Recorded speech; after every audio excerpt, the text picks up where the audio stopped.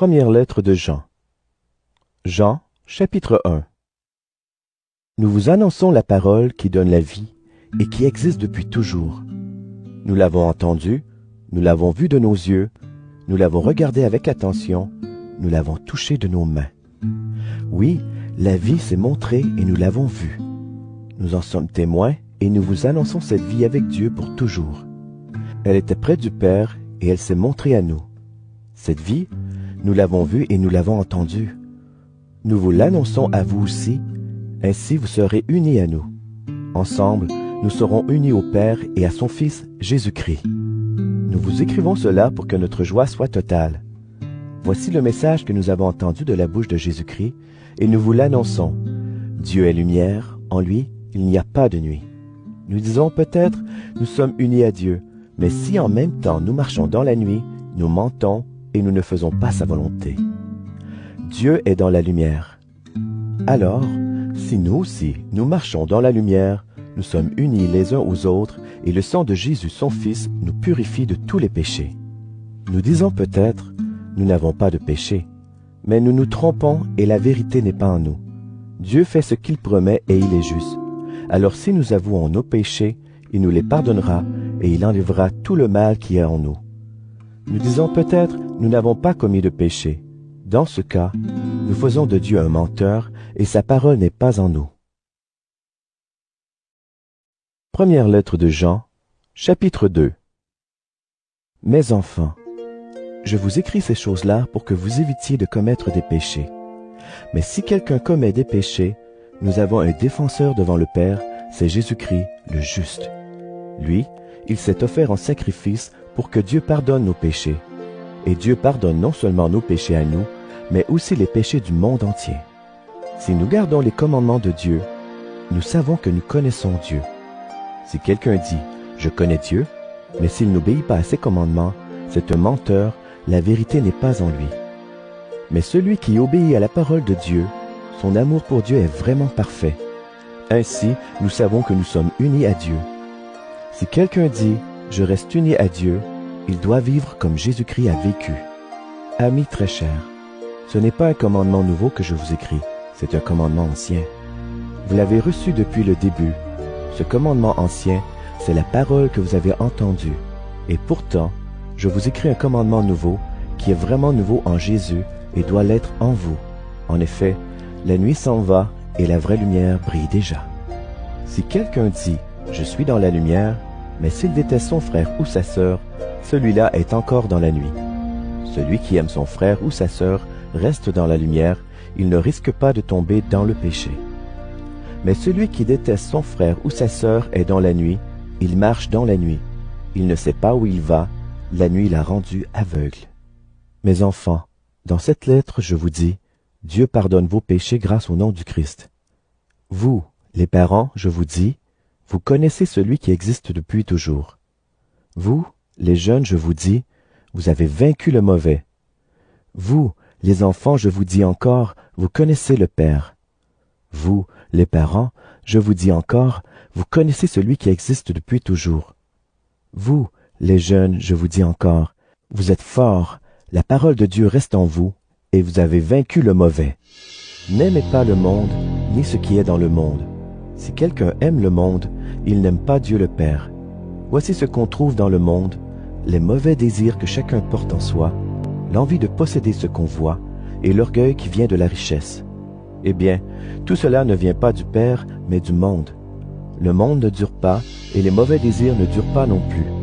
Mais celui qui fait ce que Dieu veut, celui-là vit pour toujours. Mes enfants, c'est bientôt la fin des temps. Vous avez entendu dire, l'ennemi du Christ arrive. Maintenant, beaucoup d'ennemis du Christ sont déjà là. C'est pourquoi, nous le savons, c'est bientôt la fin des temps. Ces gens-là sont partis de notre communauté, mais ils n'étaient pas nos frères et nos sœurs. S'ils avaient été nos frères et nos sœurs, ils seraient restés avec nous. Maintenant, c'est clair, ces gens-là n'étaient pas nos frères et nos sœurs. Mais vous, vous avez reçu l'Esprit de Dieu, c'est le Christ qui vous l'a donné. Voilà pourquoi vous tous, vous connaissez la vérité. Je ne vous ai pas écrit, vous ignorez la vérité, mais je vous ai écrit, vous connaissez la vérité et aucun mensonge ne peut venir de la vérité. Qui est le menteur? c'est celui qui dit « Jésus n'est pas le Christ ». Voilà l'ennemi du Christ. Il rejette et le Père et le Fils. Tous ceux qui rejettent Jésus le Fils rejettent aussi le Père. Celui qui accepte le Fils accepte aussi le Père. C'est pourquoi gardez en vous les paroles entendues depuis le début. Si les paroles entendues depuis le début restent en vous, vous aussi, vous resterez unis au Fils et au Père. Oui, le Christ nous l'a promis, nous vivrons avec Dieu pour toujours. Voilà ce que je voulais vous écrire sur ceux qui veulent vous tromper. Quant à vous, le Christ vous a donné son esprit, et cet esprit habite en vous. Alors vous n'avez pas besoin d'un maître. En effet, c'est l'Esprit Saint qui vous apprend tout, et ce qu'il vous apprend est vrai, ce n'est pas un mensonge. C'est pourquoi restez unis au Christ, comme l'Esprit Saint vous l'a appris. Oui, mes enfants, restez unis au Christ. Alors quand il paraîtra, nous serons pleins de confiance. Ce jour-là, nous ne serons pas couverts de honte devant lui. Vous savez que le Christ est juste, alors reconnaissez ceci. Tous ceux qui font ce qui est juste sont enfants de Dieu. Première lettre de Jean, chapitre 3. Voyez, le Père nous aime tellement qu'il nous appelle ses enfants, et c'est vrai, nous sommes ses enfants. Mais le monde ne nous connaît pas parce qu'il n'a pas connu Dieu. Amis très chers, dès maintenant, nous sommes enfants de Dieu, mais ce que nous serons plus tard, cela reste encore caché. Voici ce que nous savons, quand le Christ paraîtra, nous le verrons comme il est, alors nous lui ressemblerons. Tous ceux qui espèrent cela du Christ se rendent purs comme lui est pur. Tous ceux qui commettent des péchés luttent contre Dieu. En effet, commettre des péchés, c'est lutter contre Dieu. Vous le savez, Jésus-Christ est venu pour enlever les péchés, et en lui il n'y a pas de péché. Tous ceux qui restent unis à lui ne commettent plus de péché. Tous ceux qui commettent des péchés ne voient pas Jésus-Christ, ils ne le connaissent pas non plus. Mes enfants, faites attention, ne vous laissez pas tromper. Si quelqu'un fait ce qui est juste, il est juste comme Jésus-Christ est juste. Si quelqu'un commet des péchés, il appartient à l'esprit du mal parce que l'esprit du mal est pécheur depuis le début. Pourquoi le Fils de Dieu est-il venu? Il est venu pour détruire les actions de l'esprit du mal. Tous ceux qui sont enfants de Dieu ne commettent plus de péché. En effet, la parole de Dieu reste en eux comme une semence. Ils ne peuvent plus commettre de péché parce qu'ils sont enfants de Dieu. Voici comment on distingue les enfants de Dieu et les enfants de l'esprit du mal. Tous ceux qui ne font pas ce qui est juste ou qui n'aiment pas leurs frères et leurs sœurs, ils n'appartiennent pas à Dieu. En effet, voici le message que vous avez entendu depuis le début. Aimons-nous les uns les autres. Ne faisons pas comme Caïn. Il appartenait au mauvais et il a tué son frère. Pourquoi est-ce qu'il l'a tué? Parce que les actions de Caïn étaient mauvaises et celles de son frère étaient justes. Frères et sœurs chrétiens, le monde vous déteste. Ne soyez pas surpris de cela. Mais nous avons de l'amour les uns pour les autres. C'est pourquoi nous le savons. Autrefois nous étions morts, mais maintenant nous sommes entrés dans la vie. En effet, celui qui n'aime pas reste dans la mort. Tous ceux qui détestent un frère ou une sœur sont des assassins, et vous le savez, un assassin n'a pas en lui la vie avec Dieu pour toujours. Aimer, qu'est-ce que c'est? Maintenant nous le savons. Jésus a donné sa vie pour nous. Donc, nous aussi, nous devons donner notre vie pour nos frères et nos sœurs. Voici un exemple, quelqu'un est riche. Il voit un frère ou une sœur qui est dans le besoin, et il ferme son cœur. Est-ce qu'on peut dire qu'il aime Dieu? Mes enfants, n'aimons pas avec des paroles et avec de beaux discours, mais avec des actes. Ces actes montrent que notre amour est vrai. Par là, nous saurons que nous appartenons à la vérité et devant Dieu, nous rendrons la paix à notre cœur. En effet, si notre cœur nous accuse, nous le savons, Dieu est plus grand que notre cœur et il connaît tout. Amis très chers, si notre cœur ne nous accuse pas, nous sommes pleins de confiance devant Dieu et nous recevons de lui tout ce que nous demandons. Pourquoi? Parce que nous obéissons à ses commandements et nous faisons ce qui lui plaît. Voici ce que Dieu commande. Nous devons croire au nom de son Fils Jésus-Christ et nous aimer les uns les autres comme le Christ l'a commandé. Celui qui obéit au commandement de Dieu, il vit en Dieu et Dieu vit en lui. Oui, Dieu vit en nous à cause de l'Esprit Saint qu'il nous a donné. Première lettre de Jean, chapitre 4. Amis très chers, Ne croyez pas tous ceux qui disent « Nous avons l'Esprit Saint », mais examinez-les avec attention pour savoir si ces gens ont vraiment l'Esprit de Dieu. En effet, beaucoup de faux prophètes sont venus dans le monde. Voici comment vous reconnaissez l'Esprit de Dieu. Tous ceux qui affirment « Jésus-Christ est vraiment devenu un être humain », ceux-là appartiennent à Dieu. Mais ceux qui ne veulent pas affirmer cela n'appartiennent pas à Dieu. Ils appartiennent à l'ennemi du Christ. Vous avez entendu dire « L'ennemi du Christ arrive » et maintenant, il est déjà dans le monde. Vous, mes enfants, vous appartenez à Dieu et vous avez vaincu les faux prophètes. Voici pourquoi. L'Esprit de Dieu qui est en vous est plus puissant que l'ennemi du Christ qui est dans le monde. Les faux prophètes, eux, appartiennent au monde. C'est pourquoi ils parlent comme le monde et le monde les écoute. Nous, au contraire, nous appartenons à Dieu. Celui qui connaît Dieu nous écoute, celui qui n'appartient pas à Dieu ne nous écoute pas. Voilà comment nous reconnaissons l'Esprit de Dieu qui est vrai et l'esprit du mal qui est menteur. Amis très chers, aimons-nous les uns les autres parce que l'amour vient de Dieu. Tous ceux qui aiment sont enfants de Dieu et ils connaissent Dieu. Ceux qui n'aiment pas ne connaissent pas Dieu parce que Dieu est amour. Voici comment Dieu nous a montré son amour. Il a envoyé son Fils unique dans le monde pour que nous vivions par lui. Alors l'amour, qu'est-ce que c'est? Ce n'est pas nous qui avons aimé Dieu, c'est lui qui nous a aimés. Il nous a tellement aimés qu'il a envoyé son Fils. Celui-ci s'est offert en sacrifice pour nous, c'est pourquoi Dieu pardonne nos péchés. Amis très chers, puisque Dieu nous a aimés de cette façon, nous aussi, nous devons nous aimer les uns les autres. Personne n'a jamais vu Dieu, mais si nous nous aimons les uns les autres, Dieu vit en nous et son amour en nous est parfait. Voici comment nous reconnaissons que nous vivons en Dieu et que Dieu vit en nous. Il nous a donné son Esprit Saint.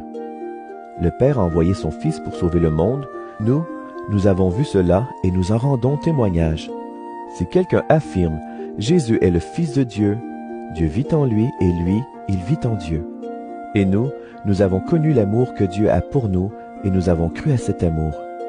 Dieu est amour. Si quelqu'un vit dans l'amour, il vit en Dieu et Dieu vit en lui. Si l'amour est parfait en nous, nous pouvons être pleins de confiance pour le jour où Dieu nous jugera. Pourquoi? Parce que notre vie dans le monde ressemble à celle de Jésus-Christ. Quand on aime, on n'a pas peur. L'amour parfait chasse la peur. En fait, on a peur quand on attend une punition. Celui qui a peur n'aime donc pas de façon parfaite. Mais nous aimons parce que Dieu nous a aimés le premier. Si quelqu'un dit « j'aime Dieu » et s'il déteste son frère ou sa sœur, c'est un menteur. En effet, celui qui n'aime pas un frère ou une sœur qu'il voit, il ne peut pas aimer Dieu qu'il ne voit pas. Voici le commandement que Dieu nous a donné. Celui qui aime Dieu doit aussi aimer son frère et sa sœur. Première lettre de Jean, chapitre 5. Tous ceux qui croient que Jésus est le Christ sont enfants de Dieu. Et ceux qui aiment Dieu le Père aiment aussi ses enfants. Comment savoir que nous aimons les enfants de Dieu? Nous les aimons si nous aimons Dieu et si nous obéissons à ses commandements. Oui, aimer Dieu, c'est garder ses commandements. Et ces commandements ne sont pas difficiles parce que tous ceux qui sont enfants de Dieu peuvent vaincre le monde. Et ce qui nous rend vainqueurs du monde, c'est notre foi. Qui donc est vainqueur du monde?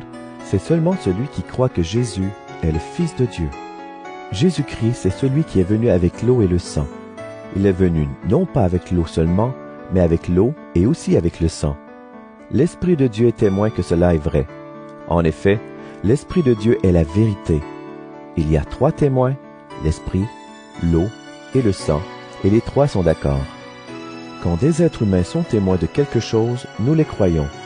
Mais quand Dieu est témoin, c'est bien plus fort. Et voici le témoignage de Dieu. Il a rendu témoignage à son Fils. Celui qui croit au Fils de Dieu porte ce témoignage dans son cœur. Celui qui ne croit pas en Dieu, celui-là fait de Dieu un menteur. Il ne croit pas au témoignage que Dieu a rendu à son Fils. Voici ce témoignage. Dieu nous a donné la vie avec lui pour toujours, et son Fils est la source de cette vie. Celui qui a le Fils a la vie, celui qui n'a pas le Fils n'a pas la vie. Je vous ai écrit cette lettre pour vous faire savoir ceci. Vous qui croyez au Fils de Dieu, vous avez la vie avec Dieu pour toujours. Voici pourquoi nous sommes pleins de confiance devant Dieu.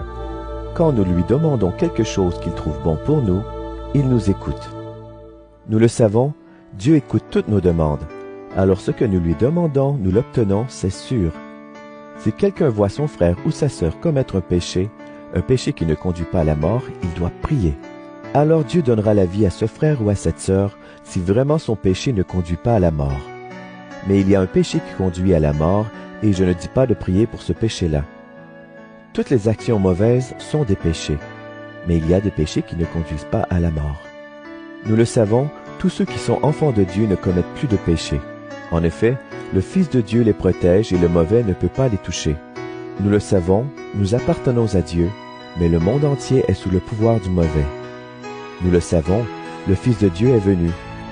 Il nous a donné l'intelligence pour connaître le vrai Dieu, et nous restons unis au vrai Dieu par son Fils Jésus-Christ. Lui, il est le vrai Dieu et il est la vie pour toujours. Mes enfants, faites attention. Ne suivez pas les faux dieux.